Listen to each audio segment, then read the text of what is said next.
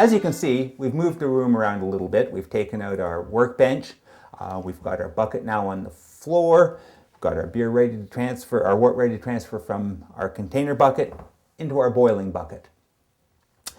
Doug's going to start out by pulling out some of the wort by hand. It's always important to remember that this liquid is really hot, and it's also about 6 gallons of liquid, and so you don't want to be picking up hot, heavy liquid and getting it all over the front of you. That's an experience that you won't forget. So what I'm going to do is just draw out a bit of this wort, put it into the boiler, and then Pete will put in the remainder. I'll try not to spray this on you, Pete, in this part of the process. Good, I got nice white pants on. I can't afford to take them home and get them washed again. A target of opportunity. Yes. Let me know how strong you're feeling today, Pete. 2 or 3 more and I think we're fine. Come on. Okay, that should just be about enough. All right. I'll give you some room. As Doug says, be careful with this. It's useful to have a very sturdy bucket, as this one is, so it doesn't flex and bend when you're picking up and pouring it. All right. I used to have one that flexed a lot, and I went to do that, and the whole thing kind of collapsed, and I made an awful mess. That was your other pair of white pants. That was my other pair of white pants. I'll turn this thing on and get it to a boil. You passed me the lid. Certainly. Voila. Heater's now going to take, 10-15 minutes or so to bring this back to a boil, or up to a boil. So in the meantime, we're going to go off before we go throw in our hops. Let's go and have a beer.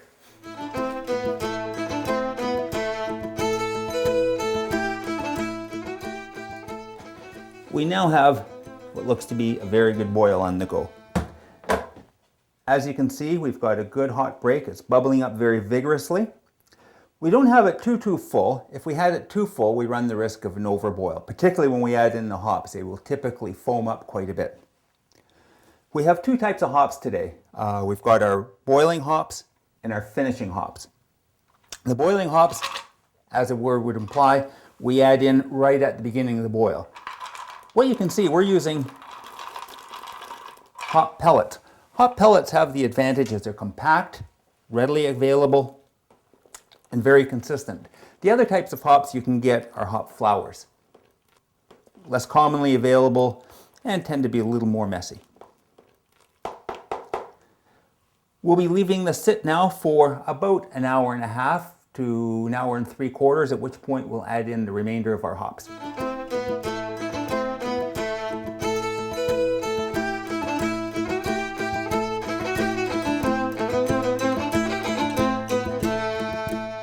Okay, we have about 15 minutes left for our boil, and it's time to add in the finishing hops. We've got a nice boil still on the go. So I'll just take the remainder of our finishing hops. Today we happen to be using Goldings. And we just, once again, mix those in. One of the pieces you'll notice is that sometimes as the hops boil, they obviously or apparently get up on the side of the bucket. I just like to mix them back in. I bought and paid for them. I want them to do their job. And set our clock and make sure we have 15 minutes to go. And that's it for now. Okay, we've been boiling now for about 2 hours. The hops have been added. They've been boiled in very nicely, both our beginning and our finishing hops. You see it's got a nice thorough boil on the go there. Doug's just going to shut it off. We'll let it sit here for a few seconds while we get everything else ready, and then we'll transfer it from this container to our fermenter container.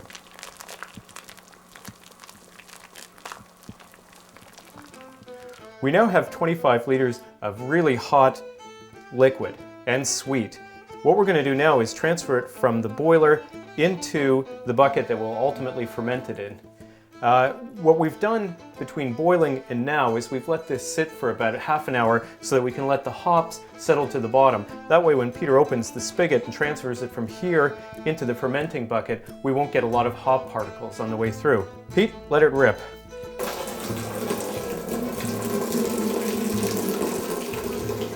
We've got this boiler up a foot or so, maybe a couple of feet now, from the fermenting bucket, and it serves two purposes. The first is that it allows the wort to cool down a little bit between here and the bucket.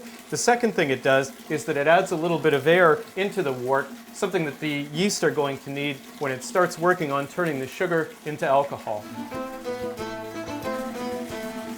And that's the whole purpose of this process. That's for sure.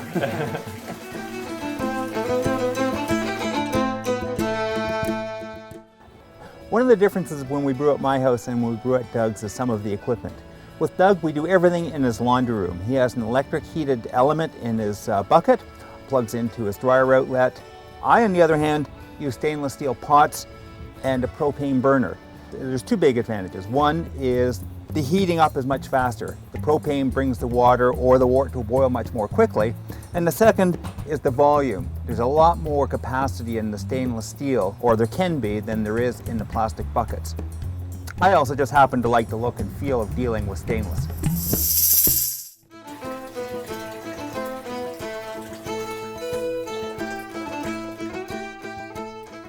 We've just moved our beer from the boiler into the bucket that we're going to ferment the wort in, and then we've moved that bucket into my wash basin. This is the point in the brewing process when your wort, your sweet wort, is most vulnerable to bacterial infection. So the trick here is to get this wort cooled down as quickly as possible and then to get the yeast pitched as quickly as possible. What I do is put the bucket into this cold water. I take my stir stick and I stir the hot wort to get it cooled down as quickly as possible, and using my hand and not this spoon, I move the water around the bucket as well. I find that in the summer it might take me up to an hour and a half and maybe 3 tubfuls of water to cool this down. In the winter it takes me about 40 minutes or so and maybe 2 tubfuls of water to cool this down. Some people put ice into the hot wort right now to help cool it down from the inside. The problem with that is that you can't guarantee that bacteria is not stuck to your ice. What we're trying to do here is keep bacteria out, so I'm keeping ice out and cooling it down this way.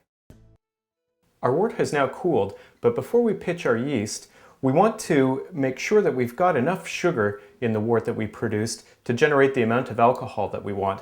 In order to do that, we use a hydrometer.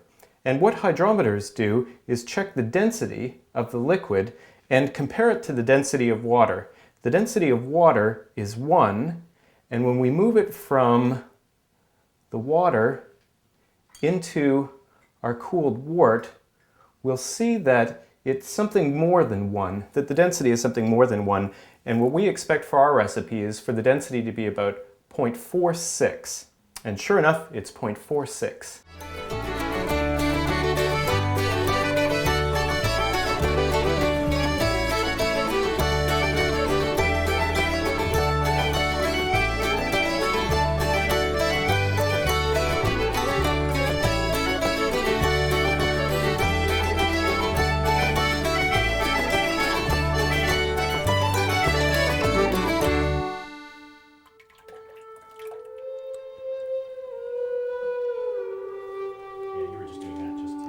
Then you can just see the sludge that's left over in the bottom.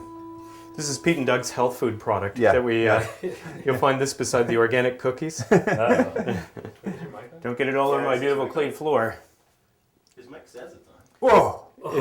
It's bitter? This Oh, is bitter stuff. Oh no. Well, of course, you see we're sitting, we've just, this is with a sludge limit here. It's 80% hops. Yeah, you know, like, look at this. This you know, I think sewers are cleaner looking than that. He drank the Yeah. sludge. Yeah, and that's why, of course, we drained it as much as we could. Holy cows. It is bitter. Ooh. Well, you know, say that's the sludge.